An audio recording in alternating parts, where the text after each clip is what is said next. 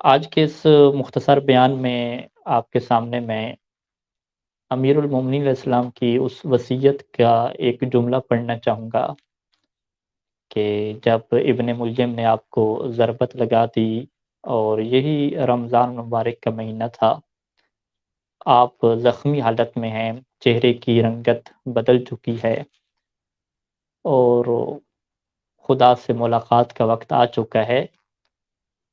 تو امیر المومنین علیہ السلام نے اس موقع کے اوپر اپنی قوت کو، اپنی طاقت کو جمع کیا اور جو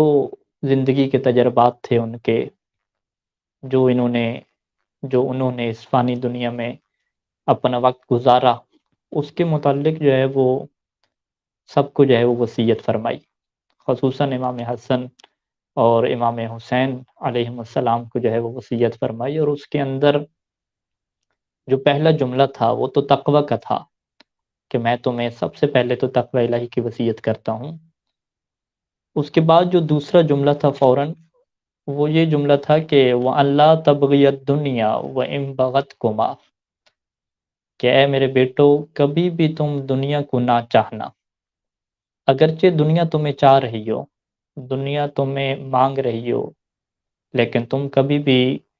دنیا کی چاہت کو، دنیا کی محبت کو اپنے دل میں نہ بٹھانا،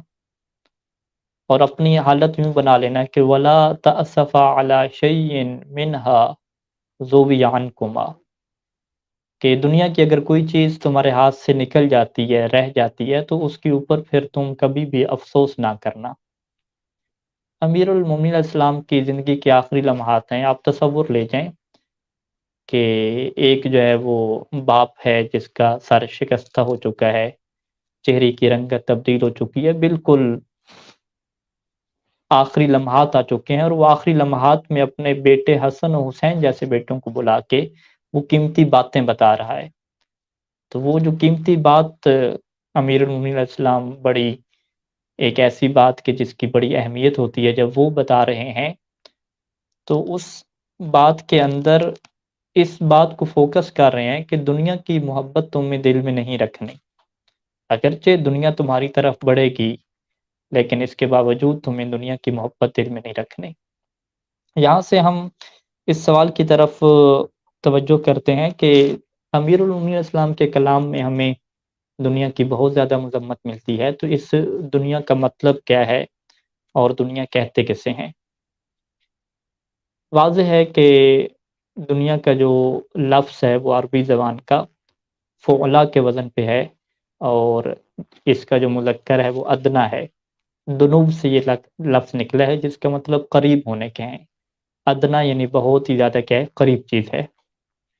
بحار الانوار میں علامہ مصری الرحمٰن نے کچھ روایات نقل کی ہیں کہ جس میں سے ایک روایت یہ ہے کہ ایک ابن سلام بندہ ہے، اس نے جب اللہ کے رسول سے پوچھا کہ دنیا کو دنیا کیوں کہا جاتا ہے،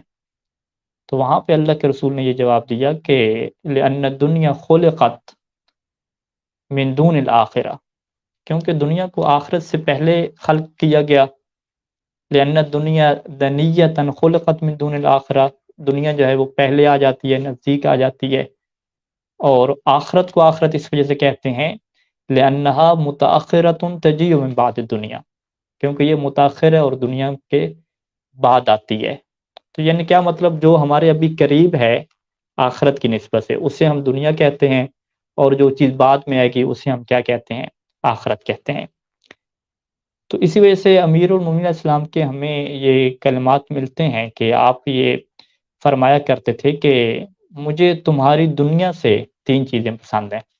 حبب الیہ من دنیاکم ثلاث، کہ مجھے تمہاری دنیا سے تین چیزیں پسند ہیں۔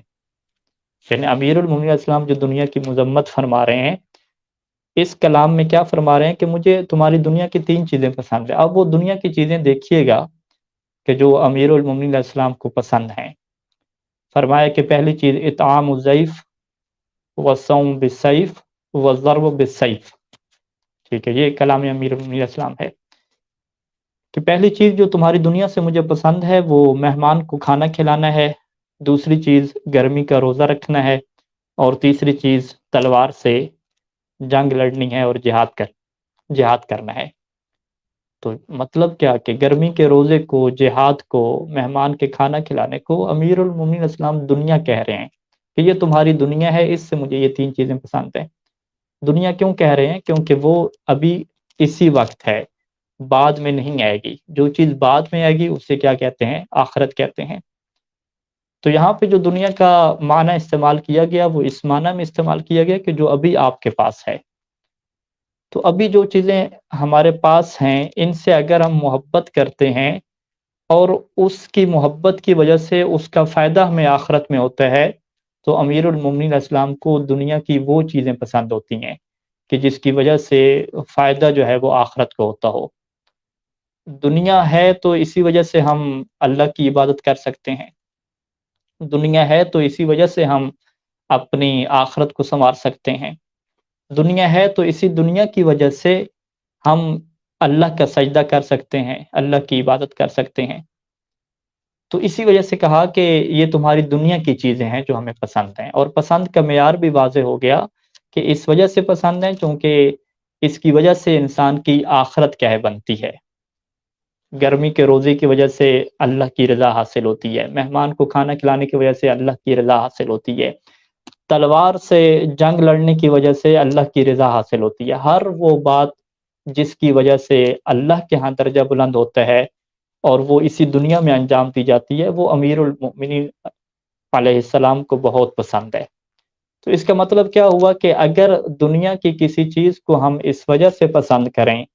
اس وجہ سے چاہیں کہ اس کی وجہ سے اللہ کے ہاں ہمارا درجہ بڑھ جاتا ہے، تو پھر وہ دنیا پسندیدہ کہلاتی ہے، وہ دنیا مذموم نہیں کہلاتی۔ اور اسی بات کی تائید ہمیں کچھ احادیث سے ملتی ہے کہ جب امام کے پاس ایک شخص آتا ہے اور کہتا ہے کہ مولا ہم تو جو ہے وہ دنیا کے طالب ہیں، نحنو طالب الدنیا، کہ ہم تو جو ہے وہ دنیا کے چاہنے والے ہیں۔ تو مولا نے فوراً پلٹ کے پوچھا کہ تم اگر دنیا کے چاہنے والے ہو تو بتاؤ کس طریقے سے کہے تم دنیا کے چاہنے والے ہو، مجھے اس چیز کی واضح کرو کہ تم آ کے کہہ رہے ہو کہ جی ہم تو دنیا کے چاہنے والے ہیں۔ تو اس نے کہا کہ ہم جو ہے وہ دنیا کا مال کماتے ہیں، دنیا کا مال کماتے ہیں، کاروبار کرتے ہیں، بزنس کرتے ہیں۔ تو انہوں نے پوچھا کہ اگر یہ بزنس اور کاروبار کرتے ہو تو پھر تم اسے خرچ کہاں پہ کرتے ہو، کیسے اس کو جو ہے وہ اپنے اوپر خرچ کرتے ہو؟ تو اس نے کہا کہ جو میں کماتا ہوں اس کو اہل و عیال پہ خرچ کرتا ہوں، اس کے ساتھ میں اپنے پڑوسیوں کی مدد کرتا ہوں، اس کے ذریعے سے میں حج کرتا ہوں، اس کے ذریعے سے میں انفاق کرتا ہوں۔ تو پھر مولانا نے فرمایا کہ ھذا لیس طلب الدنیا بل ھذا طلب الآخرہ، کہ یہ دنیا کا پھر طلب کرنا نہ ہوا، یہ تو آخرت کا طلب کرنا ہوا۔ تو اس کا مطلب ہے کہ انسان جو کما رہا ہے اگر اس کے پیچھے وہ ایسے کاموں کے اوپر خرچ کر رہا ہے کہ جس کی وجہ سے آخرت میں اس کے درجات بلند ہوتے ہیں، تو یہ پھر دنیا کا طلب کرنا نہ ہو گیا، یہ آخرت کو طلب کرنا ہو گیا۔ اور یہی فرق ہم کریں گے کہ انسان اگر علم دین حاصل کر رہا ہے اور دین پڑھ رہا ہے، مجالس سیکھ رہا ہے، مجالس پڑھ رہا ہے، تو یہاں پہ اس کا مقصد دیکھا جائے گا۔ اگر اس کا مقصد اپنی مجالس سے، اپنی خطابت سے، اپنی تبلیغ سے، اپنے علم سے، اگر اس کا مقصد جو ہے وہ اللہ کی رضا ہے اور آخرت ہے، تو یہ اس کا علم حاصل کرنا آخرت کا علم ہوگا، یہ اللہ کا علم ہوگا، الہی علم کہلائے گا، یہ دنیاوی علم نہیں کہلائے گا۔ اور اگر اسی علم، یہ جو قرآن اور حدیث کا علم ہے، یہ جو مجلس کا علم ہے، اگر اسی علم کا مقصد دنیا کو حاصل کرنا ہوا تو یہ پھر دنیاوی علم کہلایا جائے گا۔ بہت سارے لوگ سوال کرتے ہیں کہ دنیاوی علم میں اور دینی علم میں کیا فرق ہے؟ تو اگر آپ اس پہلو سے فرق بیان کریں کہ ہر وہ علم کہ جس کو حاصل کرنے کا مقصد اللہ کی رضا کو حاصل کرنا ہو، وہ دنیا کے علم نہیں کہلاتا،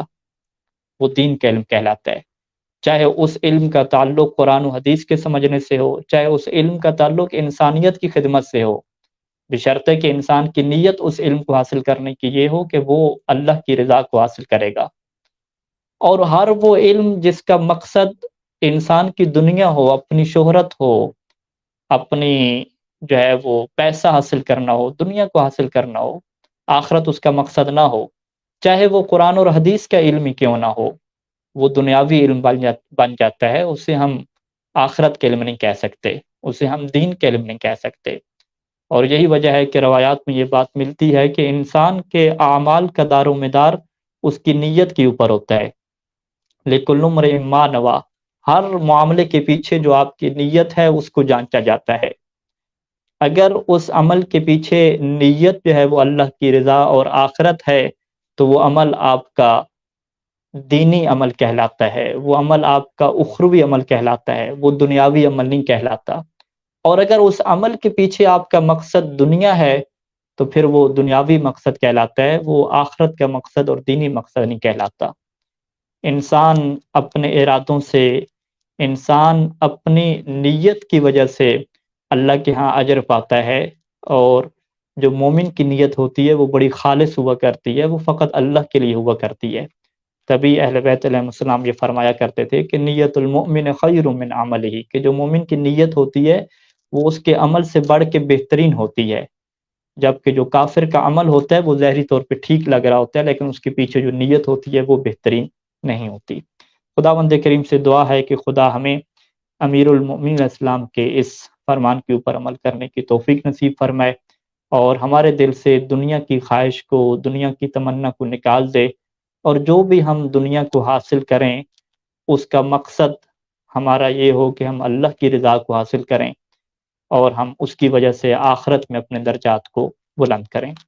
وصلی اللہ علی محمد و آلہ اجمعین، والسلام علیکم ورحمۃ اللہ وبرکاتہ۔